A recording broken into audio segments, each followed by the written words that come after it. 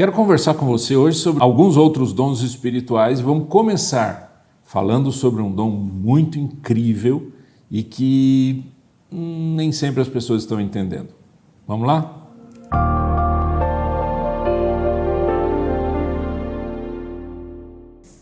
A Bíblia ensina pra gente que existem vários dons e que muitas vezes as Escrituras acabam quase que catalogando esses dons numa certa ordem.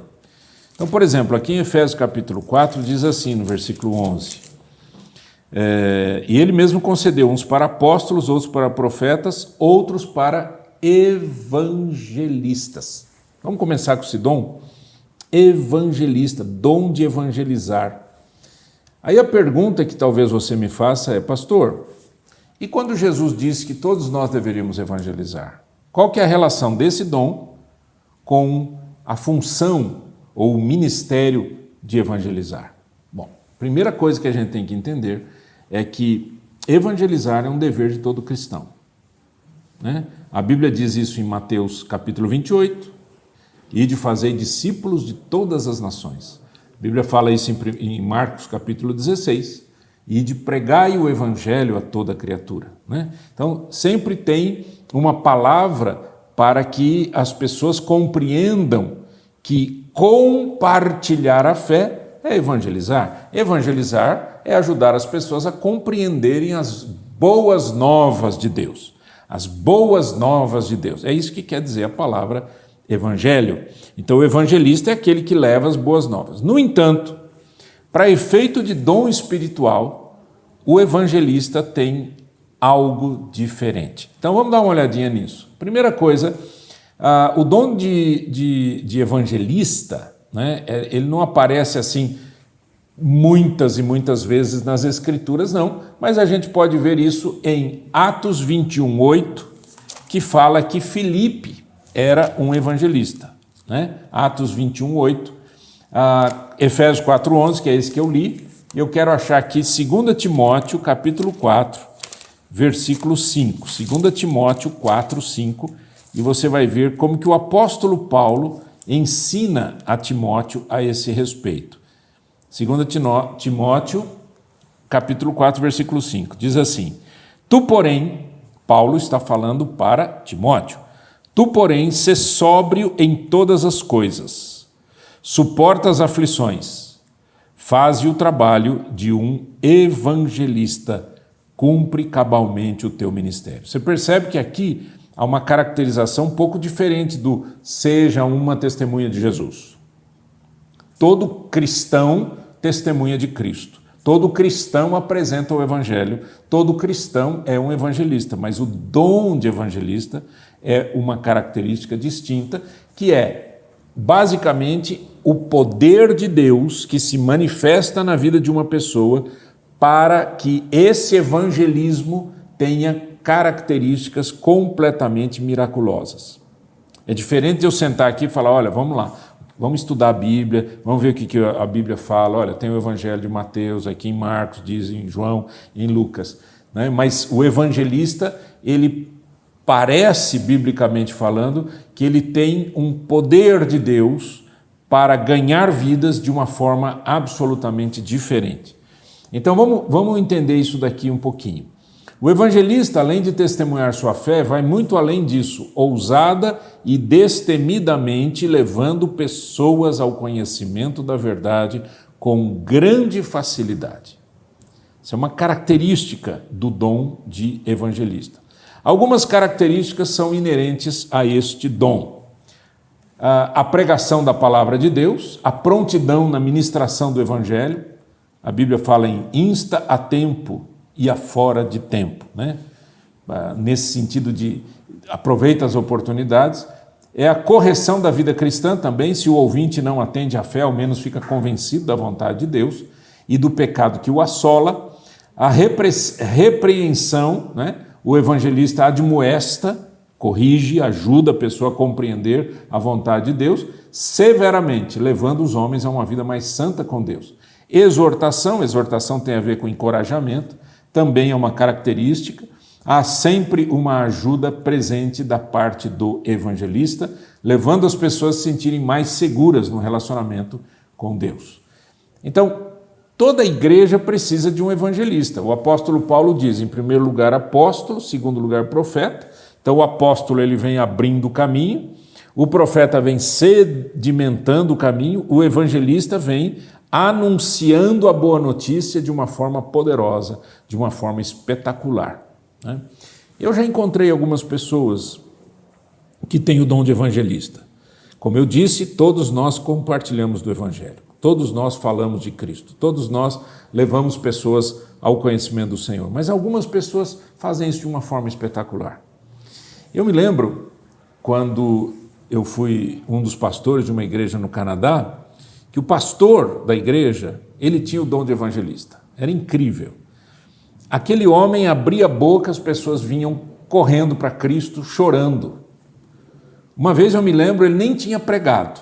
Nós tivemos o louvor do culto e logo depois do louvor ele vai à frente e ele fala meia dúzia de palavras para aquelas pessoas e as pessoas vêm chorando na presença de Deus. Isso é o dom de evangelista. O evangelista tem uma característica espetacular, uma característica especial de levar as pessoas ao Senhor Jesus. Guarde sempre no seu coração que dons espirituais são manifestações do Espírito Santo. Ninguém forja este dom ou qualquer outro dom. Na continuação de Efésios 4:11, ele diz, então, concedeu uns para apóstolos, outros para profetas, outros para evangelistas e outros para pastores e mestres. Ok. Alguns estudiosos dizem que aqui existem dois dons, o dom de pastor e o dom de mestre. Eu creio que sim, e creio também que é possível que esses dois dons eles estejam muito próximos um do outro. Por quê? Pensa comigo, o que faz um pastor? O pastor é aquele que apacenta. Se você lembra, por exemplo, dos textos mais famosos sobre pastor na Bíblia, é o Salmo 23. O Senhor é o meu pastor e nada me faltará. Ele me faz repousar em pastos verdejantes, né? Guia-me pelas águas tranquilas, ele me leva para... Eu sou uma ovelhinha, ele me leva para pastar, ele me leva para comer comida boa, ele me leva para o riacho, para água limpa, ele não deixa eu beber água parada e assim por diante. Ele cuida de mim. O pastor tem essa característica, é o apacentador, é aquele que ajuda a pessoa a ficar sã na presença de Deus, né? Se você pensar bem, o pastor de ovelhas mesmo, olha aqui, o pastor de ovelhas mesmo, ele é aquele que, como dizia alguém certa vez, né? É aquele que tira o carrapicho, né?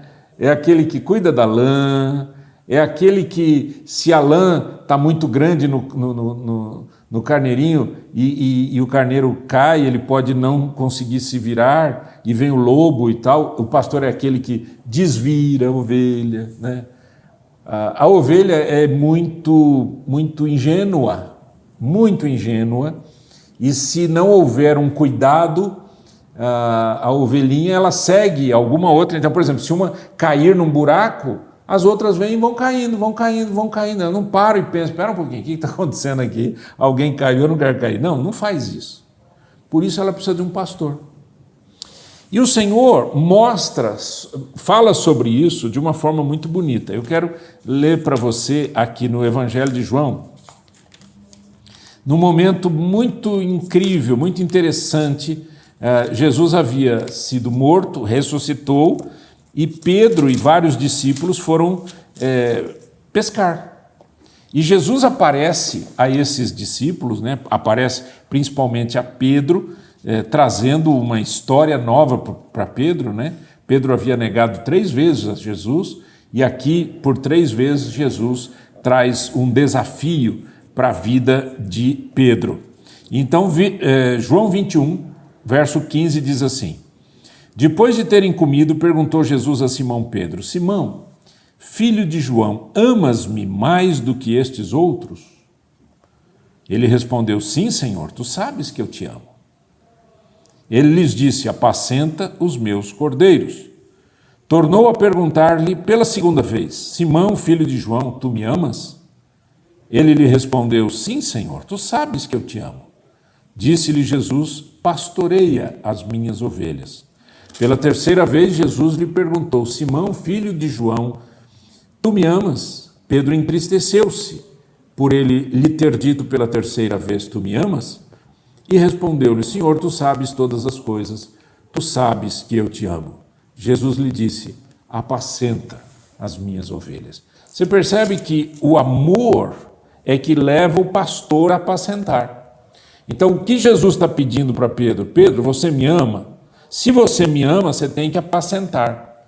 Então, o pastoreio tem a ver com a expressão do amor. Porque o pastoreio, né, ele protege a ovelhinha, ele ajuda a ovelha a ir para o lugar certo, ele leva a ovelha para comer comida boa, por isso a relação com pastor e mestre é muito próxima. Ele protege a ovelha dos inimigos, né? Por exemplo, o Senhor Jesus fala sobre o pastor. Isso aqui daria várias mensagens, gente, só sobre o pastor, né? Em João capítulo 10. Em João capítulo 10 diz assim: em verdade vos digo, o que não entra pela porta no aprisco das ovelhas, mas sobe por outra parte, esse é ladrão e salteador. Aquele, porém, que entra pela porta, esse é o pastor das ovelhas. Para este o porteiro abre, as ovelhas ouvem a sua voz, ele chama pelo nome as suas próprias ovelhas e as conduz para fora. Depois de fazer sair todas as que lhe pertencem, vai adiante delas, e elas o seguem, porque lhe reconhecem a voz. Mas de modo nenhum seguirão o estranho, antes fugirão dele, porque não conhecem a voz dos estranhos. Jesus lhes propôs esta parábola, mas eles não compreenderam o sentido daquilo que ele lhes falava. Jesus, pois, lhes afirmou de novo: em verdade vos digo, eu sou a porta das ovelhas. Todos quantos vieram antes de mim são ladrões e salteadores, mas as ovelhas não lhe deram ouvido. Eu sou a porta. Se alguém entrar por mim, será salvo, entrará e sairá e achará pastagem. O ladrão vem somente para roubar, matar e destruir. Eu vim para que tenham vida e a tenham em abundância. E aí no verso 11 ele diz: eu sou o bom pastor. E aí o texto continua. Guarde isso no coração. Quem é o modelo de pastoreio? Jesus.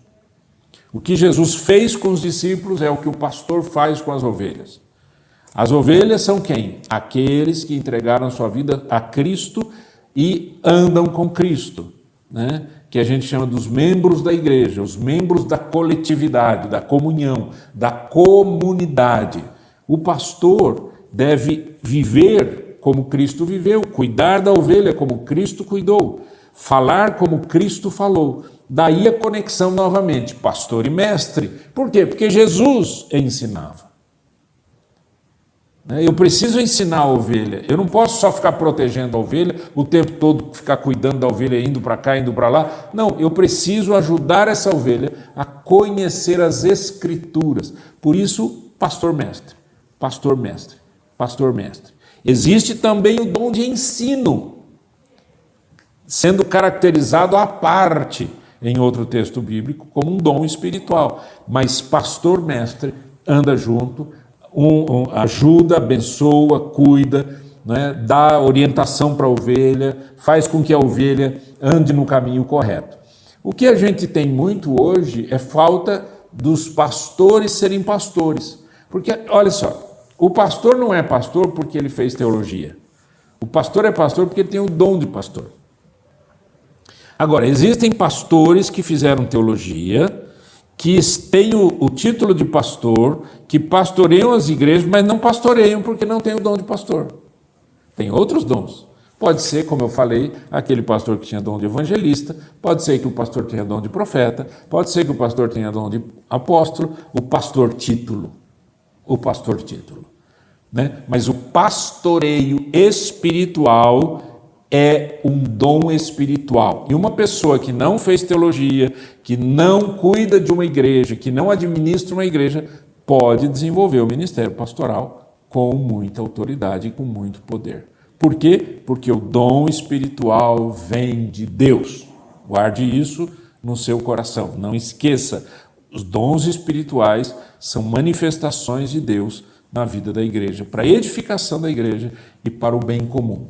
Tá? Então, o pastor, quando Jesus diz, eu sou o bom pastor dá vida pelas ovelhas, é isso que o pastor faz. Ele dá a vida pelas suas ovelhas. Sabe, gente, deixa eu confessar uma coisa aqui para vocês, olhando aqui nos seus olhos aqui. Nesses 40 anos de ministério pastoral, que Deus me agraciou até hoje de viver, eu já vi muitos pastores com dom espiritual de pastor. E já vi muita gente que não tem o dom de pastor, ou que fugiu do dom. Por quê? Porque dá trabalho. E aí, métodos substituíram a vida. Métodos substituíram a vida. E o pastor que deveria pastorear, ele deixa de pastorear para aplicar algum método, para aplicar alguma estratégia, para ver se através dessa estratégia as pessoas crescem. E aí é que eles se enganam, porque você não pode substituir um dom espiritual. Estão entendendo? Eu não quero entrar em detalhes aqui, em algumas questões que são muito caras para a igreja hoje. O pastor trabalha com outros dons, levando o povo à maturidade e à segurança. A igreja não pode preterir, a igreja não pode deixar de lado esse dom, ainda que pessoas bem intencionadas pretendam colocar-se neste lugar. O ofício pastoral e divino deve receber todo o respeito, mas o pastor é sujeito ao bom pastor. O pastor é sujeito a Jesus Cristo e de Jesus, é que o pastor recebe a inspiração, a iluminação para saber como cuidar das suas ovelhas. Vamos orar?